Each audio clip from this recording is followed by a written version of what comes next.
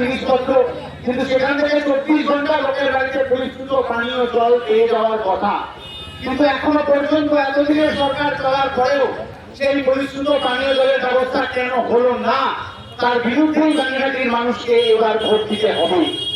এই গোটা পানিহাটি জুড়ে একের পর এক কটন মিল, গোটা পানিহাটিতে আচার্য প্রফুল্ল চন্দ্র রায়ের গর্ব যে বেঙ্গল কেমিক্যাল, সেখানে কেন সেই বন্ধ হয়ে যাওয়া কটন মিলগুলোতে নতুন করে শিল্প তৈরি করে চাকরির ব্যবস্থা করা হবে না?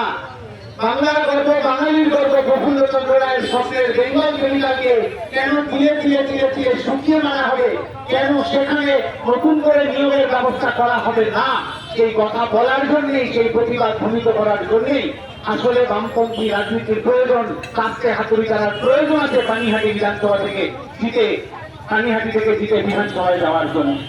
আমরা জানি এই পানিহাটিতে অভয়ার পায়, কিন্তু গোটা ভারতবর্ষ জুড়ে, গোটা পশ্চিম বাংলা জুড়ে একটা অভয়া নয়।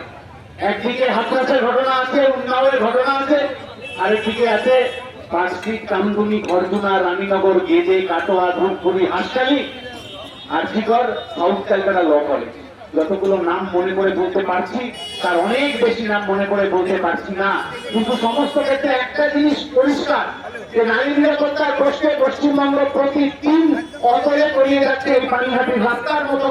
একটু বৃষ্টি হলো কি হলো না, গোড়ালি করতে জল চলে যায়।